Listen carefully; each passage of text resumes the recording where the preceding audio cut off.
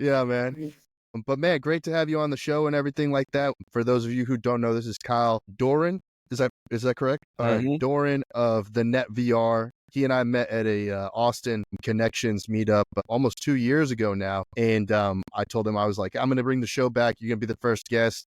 Bring it back. And we're just going to jump into it. So I think like basically with it, I wanted to start with like, what's the background? How did you get into this culture and this industry? I mean, as a kid, I feel like most kids, some people just gravitate towards gaming and others don't. I mean, right? How old were you when you picked up your first video game? Man, I'm trying to think because I just remember playing Frogger on the PS1 rented from Blockbuster.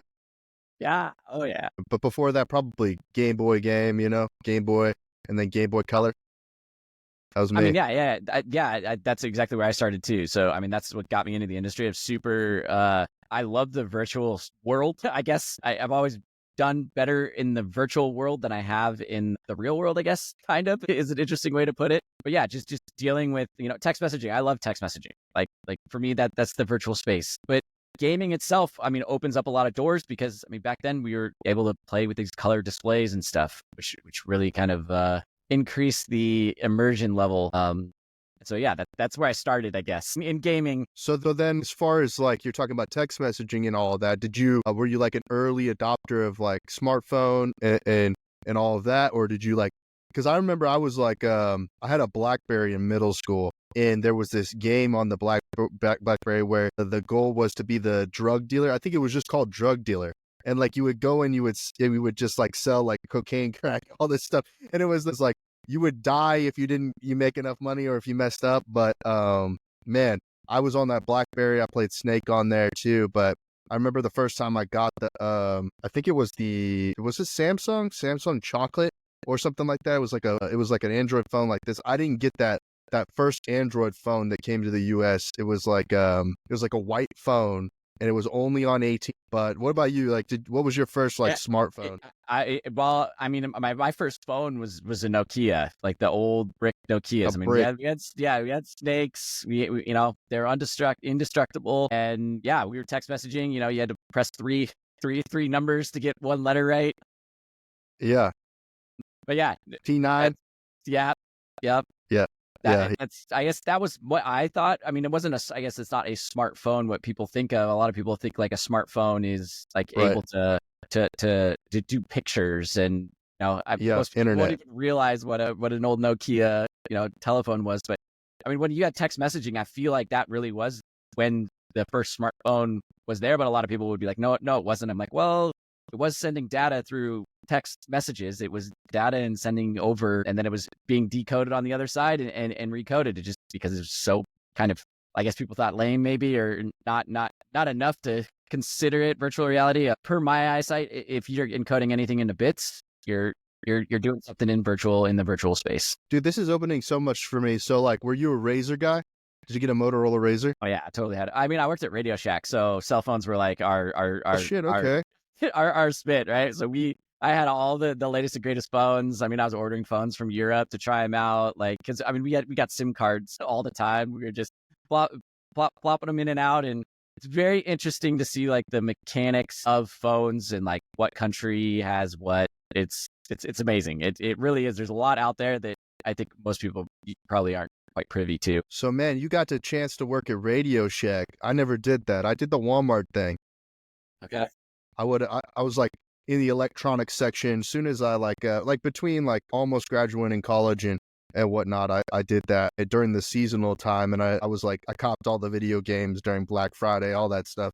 But like with the Razr phone, I remember in high school, my buddy got it and it had, it was like, well, today you would call it it'd be like the equivalent of Candy Crush, but it had like Bejeweled or something on it. And I was like, I'd play his stuff in the cafeteria. I'd be playing on his phone because I never got any of the stuff. I had the Android later on, but like I didn't get the Motorola and I didn't get an iPhone. And it was everybody had an iPod, then the iPod Pro or whatever it was, and then and that was just sort of what it was. And then so I never really I wouldn't say I even really got into mobile gaming, or anything like that. But the reason why we're really talking about this is because communication, like you brought up text messaging. And your platform is very communication based. And so I guess maybe we could start talking about, the NetVR and how did you come across this and what were you doing before? Did you have a project before that kind of developed into that idea? We had an idea, and we basically I said, hey, I want to do my own startup. And so, we thought, hey, what can we get into gaming? And so we were gamers, and I mean, I'm a gamer. I don't qualify myself as that. And we picked up headband displays, and we were like, all right, let's do something in virtual reality. Started looking at the market and like looking at the business trends on it, and we were like, hey, there's not much there. It's not really venture scalable. People use head-mounted displays less than a minute per day, where your screen time on a phone or a gaming device is 3 to 8 hours these days. So our initial goal was we put head-mounted displays on and we ran in and we got into this mall, the shopping mall. It was fun. It allowed us to kind of collaborate together. We were running around kind of gaming together. Oh, hey, we go shopping over there. We go shopping over there. I realized just at the beginning it was too much. And I mean, throughout that process of developing that, I mean, I watched one of our lead coders at the time who's basically taking the headset off 90% of the time to do all of the coding. And I was like, well, why don't we just play the game just right there? Like, why do we have to have that headset? And they're like, oh, interesting. Dirty desky. So but we're all in the meat space though. So, I mean, we're doing our thing. Yep. And so, I mean, that's just kind of where it started and evolved. It really evolved from this, idea being, more social, like more social shopping. You go to Amazon, you don't get to be social. You don't get to shop anymore. But how many times in my generation, we'd go to the mall. Hey, we text each other. Hey, I'll meet you at the mall. Well, and then you run around the mall for, an hour or two. And then, you go home with something in your pocket, but you just don't get to do that anymore. But that experience, that communication level, the growth that I was able to have with my friends when we were there, the people that we, hung out with, met, saw, is super valuable to. Yeah. And so a little bit of, I guess you didn't mention it, but you had a little bit of a streaming background as well, right? So like, and you still do stream from time to time. So you are like a practitioner in that aspect. You're not like a culture vulture. So like, you're a part of it. It's not like the primary thing, but how do you balance the entrepreneurship and also like the marketing side? Like you're going to do a lot of the, work on the back end, but then you also have to sell it. So like, what is your mindset in that regard? I mean, for me, I picked up I had a roommate and he gave me his old PC and he's like, come play video games with me. And I was like, no, I'm not getting back in there. I'm not. After college, I said, hey, gaming. When I graduated college, tournaments were giving out 4th and 5th place, 1 and 2 Bitcoin. So like to understand where gaming was back then, it just wasn't profitable. It just didn't have a way for you to make a family, put food on your table consistently. And so we branched away from video gaming. Our passion growing up all the way through high school, all the way through college, doing something in that virtual space, kind of gave that up. And then my roommate, again, go back to my roommate, he gave me his PC and I was like, no, I'm not going to do it. And we did it. He got me. And then I just got rehooked and I said, okay, I'm going to do something in this space. Back 7 years ago, there were content creators starting to blow up. They're starting to make huge strides. They were making a living. They're, Shroud, I think was the big guy at the time. But I mean, these guys were making well over 7 figures with the content creation side of it. So there was space for us to be able to do something in there. And so I started streaming just to dabble in it. I mean, I was video gaming. I'm technical enough to like, hey, why not stream? Like, if you're going to play a video game and waste time, why not share it? Like there's somebody out there that might want to watch. And I built a little small community and love that little community. It's tiny. It's not going to make any money, but I'm thankful Twitch has the platform that allows people to connect that way. Man, you hit on so many points, but I don't want to like let the Bitcoin thing go away because it's like, man, it's something that I missed, man. I did not tap into that whenever it was happening, like early on, like the video game aspect of it. I wasn't that familiar with it. I kind of like heard from the grapevine, like Mount Gox. Oh, it's related to Magic the Gathering. Like I knew kind of like, okay, there's something gaming related to it, but I didn't really get in touch with it, get my hands on it until 2015, really. Even though I heard it on, I was on campus at the University of Hawaii at the time, and I would hear like, oh, Bitcoin hit $2, Bitcoin, and I'm like, oh, what is that? Like, ain't nobody doing anything with that. But like, I remember like, and I don't know why this is connecting with me right now, but like the Oregon Trail in computer lab, That's what Bitcoin felt like to me at that time. And I was like, whatever. That's just something that's like, it's a fad or whatever, like, I don't know. I was boomering, when I was, and so like, man, I want, before we jump into Web3, I want to go back to that last point you made about the Twitch community. Like, how important do you think community is in the new creator economy, passion economy, digital economy that we're in now? It's huge. It's massive. I mean, I go to conferences, and if you go to a TwitchCon, it's amazing there. Like, it really, like, there are just little niche communities, and the people are excited to be there. They get to meet each other in real life. I mean, these are communities that are virtual 95% of the time, because they form these communities, and it's just, they're uber nerds. I'm not gonna say they're not. They're a lot of nerds, but it's awesome to see, and it's awesome to be around. When you're around positive, healthy communities, it's really empowering. It's really awesome to see. I mean, go to a lot of kind of like, I've been to like, oh my goodness, I can't, what's the one in January? PAX, not PAX, the Consumer Electronics Summit. And, CES, yeah. CES. And I mean, there's kind of communities in there, but it's more just big overarching tech, and they're just big that, and they're just so big that you can't really have a community, because it's just too big. It's just too corporatized. And those don't typically kind of pan out. I mean, if you go to PAX is okay. It's a little bit better, but I mean, you have a lot of big game artists coming in, which, again, it's the communities that run. It's the community games that typically tend to win out. Well, yeah, we got DICE coming up. We have, three, I don't know. They said, I think I heard E3's coming back or something like that. And then GDC. So like, those three are the ones that are more like, more like CES, but like PAX is like it does have like a community aspect. They had a PAX in San Antonio for a while. Yeah. And, I didn't get a chance to go to it, but it was like, as soon as I moved back to Austin, this was like the last year. And I had just started thinking about getting into the professional side of gaming in 2016, 2017. I was like, oh, I want to do that. I want to go learn. I want to kind of learn what the industry is like, and meet people and whatnot. I mean, before that, I was just a student. Like, I was just like a college student, kind of just doing college student stuff, playing with friends, all that stuff, But when you start to look at things from a career standpoint, it's like, oh, well, how do you go actually learn what a career is really? So, I started that with South by Southwest. So South by Southwest gaming was my introduction into the business side of it all. And that led into DreamHack, and that led into like the Overwatch League and all these other aspects. And in the future development of the Esports Business Network. Like, as an individual, like I was taking it from, like, I think that my age, I'm 31. So like my age, I was still 1 foot in traditional media, like television, and then 1 foot in this new generation. And so like anybody who was born, after me was like, oh, they were all pot committed on YouTube and everything like that. I was still like, there's Hollywood or there's the internet. Like, it was still kind of foot in both doors. But no, as far as community goes, so you were early, like it sounds like you were earlier to getting on to like the mindset of driven Twitch than me. I got into it like kind of like I was like involved, but then I wasn't really.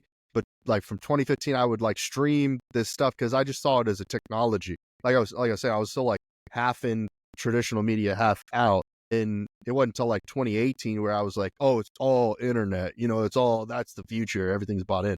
But like, what was it that like brought viewers back in? Like, what was it that brought the community in at the top of funnel? Because you think top of funnel is, how do you get the attention? Like, how did you get the attention?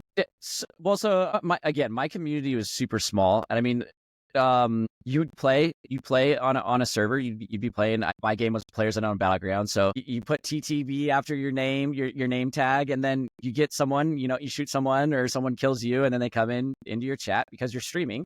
They have a way to access you, and then they talk shit is usually what happens, and then you become best friends. But if you don't have that if you don't have that stream up, if you don't have that connection, or you don't have that couch, I kind of look or think of it kind of as that couch to sit down next to somebody, then you lose that opportunity. And Twitch has kind of allowed people to be able to do that. Hey, like I killed you 4 or 5 times in a video game. Okay, who is this guy? Like he's obviously cheating. Let me go find. Oh no, he's just a streamer and he plays for thousands of hours on these video games, right?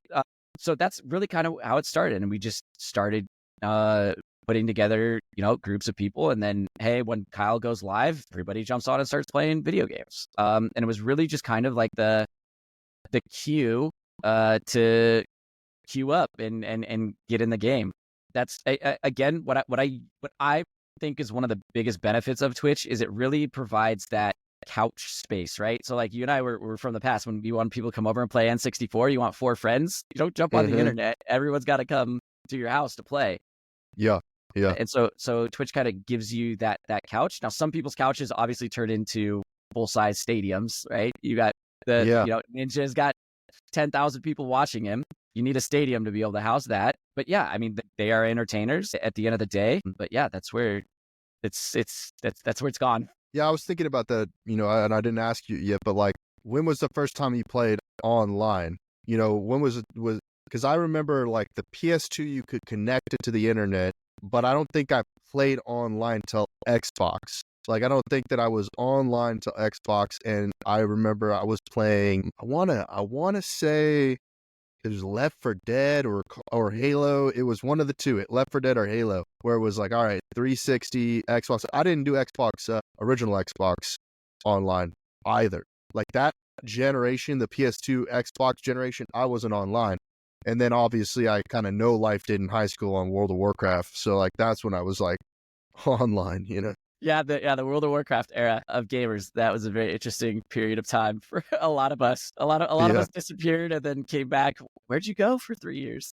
I don't know if what you would call my first experience of online as the typical experience. I had a friend, it was Warcraft, the original Warcraft. Yeah, Warcraft. He was his dad was so it was elementary school for me. So this was 1990 or something like that. His dad was an engineer, so they were able to get 2 PCs. Like this is the only house in our entire neighborhood that had 2 PCs that were next to each other.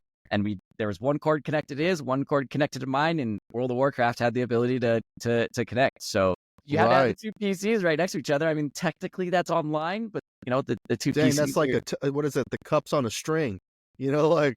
Exactly. But the advanced version of it, I haven't even thought about that, So y'all connected house to house, like a local area network. No. Room to room. I mean, we were right next to each other. And then... Oh, nice. Yeah, so it wasn't technically online, but it was basically the first, hey, 2 PCs, network. 2 individual PCs network together, communicating and playing. Yeah. And that was in elementary school. And there was only one house in the neighborhood that could do it. I think a year later, we started getting dial-up, but couldn't really game on dial-up. No. Actually, I kind of remembered. I kind of remember because my grandfather, he lives out in a rural area, still lives in the same area. I would play. There was like this lawn mowing game where you would you'd mow the lawn, and that's the only thing that would work on the dial-up internet that he had. And then he got satellite, and I think I might have played like Second Life and World of Warcraft on it at one point in time, but it was just busted. Thank God for Starlink now, it's a whole different universe now. But no, that's interesting. So like, yeah, the online gaming component of things, like kind of it changed. And I remember in high school, like there was a brief period where like this would have been more for you than me because you're a little bit older, is that AIM, Messenger, and IRC. And it was like my freshman year was the only year, and then text messaging and all that stuff came out. So then it was like, everybody was off of it. But like, I remember like, there was one girl that was like, I was flirting with on there, like that was it. And I remember her screen name and everything, it's like, it's just hilarious. But no, it's like that died. And then it became this. And then, we are actually tech support over here, Discord, you and I, so like, it's a journey. We still use some of this stuff, TeamSpeak, Ventrilo. I remember those ones being big, but man, it's changed so much. But caveating that, like what you have developed in the NetVR is a 3D virtual version of that. So like talk about like the medium and maybe like what is it that users get out of the experience? So for us, we're trying to create a second life. We're not creating anything technically new. Really, the second life would be a good ER chat would be another good comparison. But what we're trying to do is we're really trying to bring in that three-dimensional space, right? So when you go to Twitch or when you go to any of these streaming platforms, you're put into just a flat screen. That flat screen has the ability to do three-dimensional space, right? And so a lot of people just, hey, I don't necessarily need that, but the amount of control that you get when you can see the things that are hitting you or that you're interacting with, it really puts the power back in the individual person, right? So think of like a map on like a Counter-Strike map or something like that. You get to choose where you get to go on that map. When you're scrolling around on a 2D screen these days, Facebook and algorithms are positioning that map in front of you wherever you run. So you are stuck pigeonholed into a specific plane that you didn't get to choose to be there. You didn't get to explore through it. It's interesting you say that. And so basically that's a lot of thought and a lot of context behind it. We have to start somewhere because we're a very small startup. We found a very decent place where the consciousness is exploding in these 2D spaces. You look at a large content creator and the chat walls are just exploding. There's so much content there. What we did is we married this gaming aspect, this kind of Twitch, which heavily focuses in on gaming, with video games that primarily are three-dimensional video games. So it really brings back that three-dimensional couch that you and I used to go sit down on and play Halo with our friends and have to, segregate the screen with little cardboard boxes so we, couldn't screen share or screen snipe. But really what it does is we just we built these theaters, call them theaters for now, but it just allows you to actually see and have a one-on-one look and space with individuals on any type of display. Yeah. So when it comes to like you talked about two-dimensional, we're talking about three-dimensional, but like for instance, what is the I guess the barrier of entry into between the two-dimensional to three-dimensional space? What are your thoughts there? Because like when I look at discovery on a Twitch, right? It's first you have to be a Twitch user or culturally connected into watching live streams to even be browsing the site to find new creators, right? And then, but let's say you're coming at it from a different perspective, and this is, I guess, more where I'm trying to get at is like with the clients that I currently work with that are creators, solopreneurs, and brands, their goal is to push things to the link in bio, right? They're on social platforms with the clips and everything like that. The stream isn't the streamers, let's say Asmon Gold, which is he's really just like killing it right now on the repurposing side to YouTube. Like it's the tertiary platforms that are drawing in, the attention to somebody who's going to be watching it live, right? And so you're saying between Thenetvr is kind of an in-between and an additional layer that's like, here's a more in-depth experience. Are the creators that you're working with, are they adding this feature into their link in bio so that, you have a Twitch panel, it's kind of like a link in bio, but like where is the top of funnel when creators are coming into the environment? Yeah, so I mean, our platform is it's dual market, right? So we have content creators on one side, and so if we don't have content creators, we don't really have viewers. There's 33% of viewers out there on Twitch, so 11 million people that want more engagement. What that engagement is particularly is not well defined because, 3 million people, they probably want different styles of engagement. And you could see that stat still exists because Kick came on relatively like 2 or 3 years ago. That added us an engagement piece of gambling. I think gambling is something that I don't want to promote out there in the world, but hey, Saudi Arabia loves it. So they keep throwing money and getting that platform going. I'm not into gambling, but this gaming platform that we kind of provide gives that engagement piece, and it does solve that problem. So we do know that there is a problem out there that people want more engagement. That's on the viewership side. On the content creator side, content creators want to be able to push more material. They need more revenue streams. Gamers specifically buy digital assets all the time.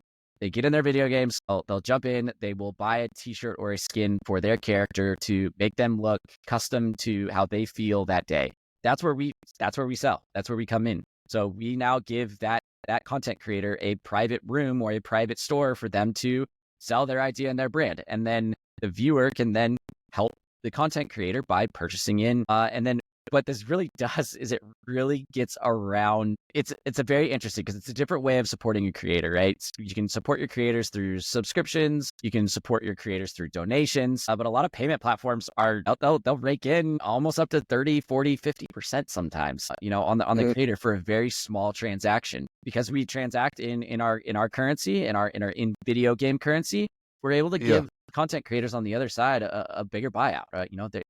It's a bigger percentage, which helps. It helps them, helps us, it helps get viewers putting more of their hard-earned money towards the content creators. Yeah, and then I think you had one more piece there, which was the brands, right? So how do the brands engage with the platform? Yeah, so I mean, if you have a sponsorship deal, like you're a content creator and you got like a Logitech sponsorship deal, hey, you can put a sponsorship logo inside your theater, right? There's 3D space that's out there, so it's always there. It's always going to be blatantly there. You don't have to pause the entire stream to see that brand or have that engagement, right? So you look left, you look at your friend left, and over their shoulder on the side of the wall is a Logitech logo, right? It also allows us to be able to go and create a Logitech shop. It's a 3D virtual shop. So, hey, someone wants to create, or hey, I got free headphones, run over to the shop and go see if you can find them in there. You do scavenger hunts. There's a lot of different things that you can do inside of the 3D space that you can't really do on a web page. Yeah, it's interesting, like we're having this conversation because my business has shifted. I am bringing back the podcast, and what I'm looking at, the way that I'm doing this is I have my personal brand, and then I have the network of people that I've met over the time focusing on the gaming industry.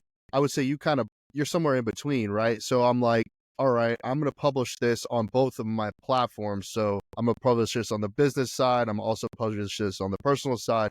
And so it's going to get two different sort of perspectives on it, because my personal side was very driven on as a creator, kind of more of like a personal life, like lifestyle type actions. But when I shifted my personal brand to be kind of client focused in a way, so like now I'm working with creators, solopreneurs, and brands, but I'm working based on my experience working in a B2B capacity in sort of a C2C kind of B2C capacity now. Yep. And so like now that I'm focused on these type of creators, I'm putting them in places like TikTok. I'm learning like, okay, so what are the monetization limitations? And so when you said like the platforms take a huge cut, like Twitch takes a huge cut, it takes an unbelievable cut. Like I look at the gym system and right now it's complicated too with the US ban on TikTok. Now, if you're in the US, you have to go to the website to buy the tokens, and then the tokens get spent in the environment. And that's two-dimensional, right? So like what you're mentioning about the frictionless, transactions for purchasing gems and everything like that in your environment, coins, whatever you want to call it. Like that is something, creators, I think, they're not looking enough. And so like the only way to do that is like coming on podcasts like this and evangelizing about, your opportunities. So like, what was the approach? I guess I didn't ask you this, but like, were you always business focused when you entered into even being a content creator, or were you artist focused? What was your like thought process when you got into the business? Like when I became an entrepreneur, I guess that'd be. I mean, that's what I'm kind of asking is like, were you always an entrepreneur, or were you like, were you just like, oh, this looks cool, I'm gonna go play games online? Like me, I was just like, oh, I'm just gonna go play Madden on stream. I didn't think of it as a monetization tool. Like I felt like I don't know, I can only explain it as like, oh, I was a baby or something. Like I started to pick up these tools, and then it was like, and then I realized I knew people were paying things, but I didn't realize that everybody could make money. Like I didn't look at it that way, and I didn't think of it as a business. I just thought of it, oh, people just mess around on the internet and make money. I guess I wanted to do something for myself. I mean, I wanted to do something for myself 6 years ago. I mean, I had a life change. Life change, a big life change with a significant other. And that kind of pushed me into gaming, kind of probably, sped up that life change a little bit faster. But Okay. it was really for me. I mean, becoming an entrepreneur, I didn't necessarily start it with that mindset. I just knew that where my passion lied within the gaming, within the 3-dimensional virtual space. that's where my passion lies. I think I've met so many people through the virtual space. I've had incredible interactions. I've also had not great interactions with a lot of people in the virtual space, but in general, I do believe it's way more efficient. It allows for consciousness to flow as long as everyone's doing it with a good understanding. But it was a passion project, and then I've just been learning ever since. Been learning to do capital, trying to raise capital. We're technically in a SaaS. We're a video game. You go to a video game production studio. We've pitched to a number of video game production studios. They're like, "Where's your narration? What's your artistic style?" We don't have any of that. We're still creating a video game, but we're using a video game engine, but you don't have any of that. So studios are like, "No, we don't want to talk to you." We talked to venture capital, and they're like, "Hey, we you don't have enough traction yet. We just don't like you." Really, is usually what we get from venture accelerators. Same kind of thing. Then you go, "Hey, bank loan. Let's go get bank loans so we can pay for." It's still connected. Can you hear me? What happened? Oh, okay. He disconnected. He must be getting reconnected. I don't know. Hold on. We're getting reconnected. I think you might have disconnected. Yeah, Starlink. Well, I have Starlink too, man. It's like Starlink to Starlink. It cuts immediately, and then it'll come back. I think it switched your output. Maybe. Is that better? Let me see. Did it come back? Yeah, that's better. Yeah, that's better. I think I can. Okay. I could hear myself. I could hear myself. It's fine. It doesn't matter. It doesn't matter. Let's keep going. No, I was gonna say. You kind of eye-opening kind of that. I was thinking artists, like there are a bunch of people get into it because they're like they have an ego. They want people to see them. They're like that's their driving factor. There's the socializing component where like you want to connect with other like-minded people. You want to like build the community, and then there's a business component which is like you want to make money off of it. So like I feel like there's different ways that connect. Can you hear me? Yeah. Yep. Okay. Yes, cool, I can. Okay. Cool. But yeah, there's that trifecta there. But then I guess the thing that I was going to pivot into was like. You mentioned all those struggles, but one of the main things I was thinking was like the differentiating factor that you have to a lot of other developers is you have a launcher, right? So like you have an independent launcher that's built on Unity, right? Is that correct? Yeah. Finding a launcher is tough. Yeah, so you have the capability of doing things that other people don't have to do because you went full proprietary launcher as opposed to like utilizing a Steam or utilizing a third-party launcher to create your environment. Yes, but that is a lot more development that needs to get done before you're able to just, hey, get on these platforms. I mean, for us, really to get on the platforms, they want a significant portion of revenue. And for us, we don't have any revenue. We didn't have any funding to get us through that time or that period.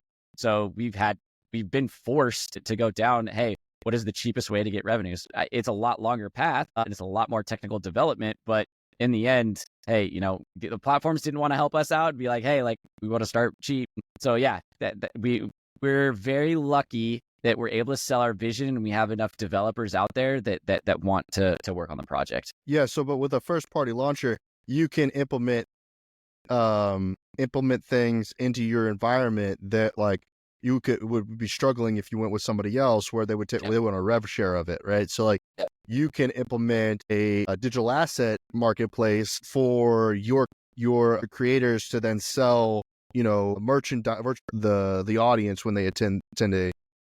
Well, we're still stuck because depending on if you sell it through Apple Store is going to try and take a cut. You sell it through Android's going to want to take a cut. You sell it through Facebook Marketplace, they're going to want to take a cut. So at some point, no matter what, being alone, having your own stand-up launcher. However, you almost look like a criminal because it looks like, oh, hey, what's this application doing? It's going to take all my data.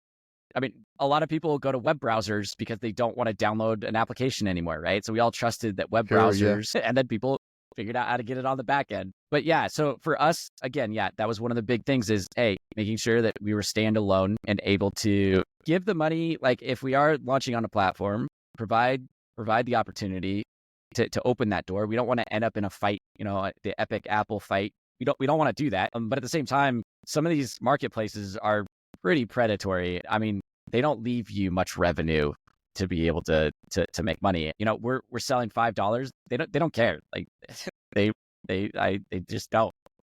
They only care until you're making $5 million, and then they want your business. Man, you hit on a point there that kind of like sparked an idea in my mind, because like since I've been changing my business and focusing on the personal side, I bring in a lot of my affiliate or relationships from the B2B side, because I really was pushing for my LinkedIn. That was where I was like really focused on growing my LinkedIn. And when I was really in the 2020, 2021 time period where everybody was like focused on esports, it was just like the hottest thing. I was able to grow really fast on the B2B side. And I got my partnership with Tipalti, but with them, you know, they're focused on these marketplaces and the ways that they can facilitate the transactions. And we run into a lot of challenges when it comes to international market. In certain markets, the conversion rate, you know, it doesn't necessarily, Asian markets, particularly like China, Japan, Korea, like the transaction rates, they can't really be competitive there. And so like when it comes to like the VTuber space, like it's been really challenging to get the right deal in that space. And I've spent the year and a half kind of focusing on the space and trying to figure out, okay, you know, is there any possibility? And in the US market, there really isn't anybody trying to do that. There's no real marketplace for it, because it's everybody who's in the US market is going to the international markets to buy digital assets from them, whether it even be CSGO, like even CSGO, I think like CS Roll and all that's Eastern Europe, you know, like they're buying outside of the US market. And I think that the US market, you know, needs more companies like yours that is offering a virtual marketplace. But, you know, you mentioned like people don't like to download these things, right? DeepSeek came out and I was like, I'm not putting that on my phone. Exactly. I'm going to go to the browser. I'll do everything through the browser. I'll do account. DeepSeek through the browser, but you know, they can take it off the back end, but yeah, I don't want an application on my computer. It's a challenge. But I think a lot of people need to just understand or understand what applications are doing. I think a lot of people think that, hey, they're safe behind a web browser, but really a lot of those, I mean, when we were kids, we were all downloading, you know, viruses between every other song that we were downloading on Napster, right? So, hey, or this application and install this adult application content that we were watching. Yeah, I mean, there was all that stuff, right? That you were getting, and then, you know, you'd end up with a virus. So, okay, so let's just not install applications on our computers anymore. But it's interesting. You look at phones, right? Temu, a great competitor to Amazon, like basically an Amazon from a different country, you can't purchase through a web browser. They want you to get the application because it allows them to directly connect to you in a way that's kind of viral. It's kind of virus. It has the ability to be, when you go into a Walmart or something like that, right? You're exposed to Walmart store. But when you get to leave that store, you're leaving, and you have that control of either being in Walmart space or not being in Walmart space. When you go to these applications, that Walmart store is over you wherever you are going. They know everything. It really, a lot of people don't quite understand that virtual space is here, and it's very daunting. It's very costly if you don't understand it, because I mean, they're making billions of dollars off of the conglomerated data that you're providing to large companies in applications. Having said that, we are an application, but at some point, applications process data better. They process bits better and faster, which is very important. It's much more efficient, saves power, saves electricity, saves energy. But at the same time, you have to have a trusted data. You have to have a trusted operating system or application that you're running. Right. It's interesting you say that, because then you look at like, you know, when Russia was cut off from like the OPEC like region, like the whole country, McDonald's, everybody left, right? But all those stores got converted into like GTA versions of them. So you like McDonald's and all this, you know what I mean? So go to Russia, you can get pretty much the exact same product, you know, but like it doesn't say McDonald's on it anymore. It says like some weird obscure thing, you know, so it's like, just rebrands, you know, you look at it, just complete rebrands. So like, but like when you look at what's happening is like you mentioned the Walmarts, it's like so much market dominance. Like Walmart is a store that we like use. I mean, we use for groceries all the time. There's the regional HEB, you know, HEB, but like, you know, and then you have Amazon. So there's really like the internet version, the market dominant, and then the local guy, right? And I think Whole Foods, like, you could probably get something from there, but like that's still Amazon, you know what I mean? So like it's very restricted in that regard. And so like, yes, everything is an app now, and it's like everything is gamified. So it it's like you either accept it and you start to utilize it, and you do these little things. Maybe they don't make any sense, like loading DeepSeek in the browser. I don't know, like obviously my thought process is it's a cookie, right? But putting the app on your phone, it just seems like, from what I understand, that's like adding a spider that's connected into you. It gets that permissions, right? All those permissions that we were struggling with before. It wasn't the permissions, it was the hardware. But no, yeah. So like, what about so like your process? I've been through the process, and I know, like, I'm working with other developers that are doing different use cases, right? So like one use case with this other developer that I'm working with, Lola, their use case is virtual compute. So like, you load up their launcher, and then you can spin up an instance of a virtual computer, right? That's effectively the same thing that you're doing, but you're doing virtual environments. So you're launching a launcher, and you're loading up an instance of something, and then that action that you're taking is action specific, right? Well, now, do you see there being other automations in your offer, or even like, are you Web3 now, bringing back the Web3 conversation? Are you thinking about these things like AI, automation, Web3 with the Thenetvr? Yes. So I have a very uncanny position on Web3 and crypto and virtual currency. How many people, when's the last time you used actual cash to pay for something? Man, no. Yeah. So I think, what were you paying with? You're paying with digital currency. Yeah, I would say debit card or credit card. Yeah. A debit card or credit card is literally virtual currency. It has been virtual currency for a very long time. But a lot of people will be like, that's not true. And I'm like, well, why not? You're trading ones and zeros on a ledger. It's a standardized ledger. What Bitcoin did with the decentralized ledger control, a ledger is a database. End of story. Ledger is a database. That was amazing. What they used, they basically used the internet, and they used processing power and data to create a new coin, a new way of trading. I get very scared because a lot of people don't quite understand that hey, I'm whipping out my debit card. That's not actual cash in your hand. So if the dollar went to crap tomorrow, would it be the same in your virtual account as you having cash in your hand? I would question that in like a doomsday kind of scenario. So to go back to it, NFTs, ledgers, we'll have a centralized ledger. We will allow individuals to take their ledger and turn it into a decentralized ledger. But people need to understand the risks of doing that. You look at a lot of the video games that came out, Axie Infinity was a great one. Hey, all these kids started making a bunch of money in the boom, and then boom, rug pulled.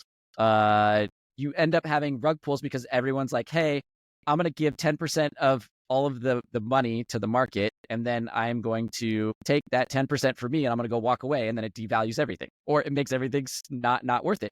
The Federal Reserve, on the other hand, they print money to do that exact same kind of thing. And then they control it, and they send it out and sell it to people that supposedly have cash. But for me, NFTs, blockchain, it's very important that we allow decentralization to happen, because I do think that it is a better.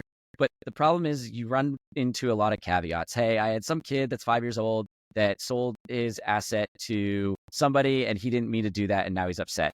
It's $5. It was a mistake. I can monitor and see where all those transactions go. If it's on the blockchain, I can't get that information back unless those two accounts reconcile with themselves. They can reconcile with themselves, but that individual is looking at me and saying, you need to get that back, right? So a lot of people have gone to like FTX and be like, FTX, you're the problem. Well, if FTX controlled the entire blockchain, then maybe it was a problem. But if they didn't control it, then you're on the other side of it. So I think the market still needs a lot more understanding of bits and what bits are. And that's one thing that we drive. That's one of our mission statements, of driving people to understand the difference between atoms and bits, the difference between a physical dollar bill and a debit card. But until I see a full market, like, we'll just keep kind of preaching the understandings of, hey, It's bits and atoms, and they're very different, and you need to be consciously aware of what reality you're in. So at this, at this stage, you're saying that you're thinking of virtual currency, which is like a My2K or like, virtual currency like NBA 2K or something like that is like the most secure way of handling the process. So similarly like bits or like coins on TikTok. Yeah, Robux, Robux, bits, Twitch, V-Bucks. Yeah, Twitch has bits. We have Lux, so we call our currency Lux. But again, those are all centralized ledgers. Twitch has a centralized ledger of bits. We have a centralized ledger of Lux. So we are a centralized platform, just like everybody else. And those are the ones that tend to win out. When companies go Web3, a lot of gamers are like, okay, where's the rug pull? Where's the rug pull? There's a lot of distrust that a lot of people that are be like, oh, come play our Web3 game. Yeah. So what do you think about the AI? Because like I think a lot of artists, creators, ego-driven people are anti-AI. Like they are anti-crypto. Well, so correct. A lot of gamers anti-crypto because there's just so many rug pulls. I think a lot of gamers would be like, yeah, Bitcoin's kind of cool, but my dollar's safe. The government's got the dollar back, so I'm safe. I don't need another form. Right? Gamers are usually actually very, very smart, and they're very, very smart individuals. Sometimes I throw that with a caveat, but typically when they see things like a Bitcoin or something like that, they're whoa, hey, wait a minute, what's going on here? Where's the game? Where's the game to be played? AI is another game to be played. So we had NVIDIA, OpenAI released a new way of processing bits, which was really cool. They used 3D processors along with the CPU to create this new way of being able to absorb a lot of bits and then process it out quickly. So just like manufacturing back in Henry Ford created the manufacturing line. It wasn't just hey, sit down and build one. It was, hey, you build this and then you do that step over and over and over again. AI basically created that process. So DeepSeek came out, just 2 weeks ago, and they're like, oh, hey, it's just a process. Let's just copy it. Control-C, Control-V. Copying processes is super easy. It's nothing new, but you need a company to be able to like do that. So a lot of things in the last 2 or 3 or 4 years that have come out, or they're just new ways of doing it, but it's not necessarily a way of making money or adding value to people. It's just better processing. And a lot of people are like, oh, we're going to process all this information. I'm like, well, you don't need to process that information. I mean, okay, it's a faster Google search, but where's the product? Right. Like, where's the product? So let me ask you 2 questions, and I don't know how you're into this, but what is your opinion on DeepSeek? And do you think they're telling, well, okay, one, do you think that they have access to NVIDIA cards that they're not supposed to have? And then 2, do you think they're lying about the amount of money that it took to accomplish copy paste? Great questions. Great questions. OpenAI was originally open source, right? So the copy-C, Control-V, I mean, that's pretty easy to do, right? I mean, I paid a developer $5 million to copy OpenAI. I mean, if you look at China, what has China done the best in the last 50 years? We gave them all the manufacturing processes. They just copy-pasted it. Products. And they just copy-paste. I mean, they're great at it. And all they did is hey, here's an open source project, copy-paste. Yeah. Or even not, like the Apple stores that are out there, like straight up copyright infringement. Yep. Straight up IP. So for me, I think China is very much more in the let's evolve, let's push it. Like they have way more electric vehicles, they cost less. True, because they pay people less. Their developers over there they're not charged as much. Would I download the application? I've used it in a browser. Would I download the application? No, I won't download Temu. I won't download because I don't want applications. Again, to go back to the applications typically are a little bit scarier. When I disconnect from a web browser, pretty much disconnected. They got all my information that they were able to take out of the cookies and whatnot. But at the same time, so we've been talking a lot about bits within our mission statement. We talk about time, space, and matter. This is about space, right? So countries have borders for a reason. It's super important, and I think it's becoming much more relevant with the current administration that has taken over. That borders are going up, and they're going up. They're getting higher. They're putting tariffs are a border type of thing. Does that help or hurt the United States? It will hurt. It will hurt, in my opinion. But at the same time, if you're an American and you're supporting China by downloading DeepSeek, is it cheaper? Is it better? Is it faster? I don't know. I mean, compare your answers with DeepSeek and OpenAI, and sometimes you get different answers. Yeah. But at the same time, for me, it really goes down to understanding what space you're in. So we talk a lot about space. We talk a lot about boundaries. The United States has boundaries, and we have a current culture that we deem is acceptable here. You and I are gamers. Cheating is not discouraged in China, right? How many cheaters do we get, or cheating applications from China? That's a different cultural norm. It is okay to cheat, don't get caught. It's okay to cheat, don't get caught. In the United States, if you're a cheater, you're a cheater. You know, it's that cultural aspect that we get and that we grow up with. But we're within our space, we're within our boundaries, we're within our borders. So DeepSeek, hey, the United States is going to give this out for free. They copy pasted OpenAI. I assume. Do I think they're lying? I don't know. I don't have any proof of it yet. I think people are trying to find out.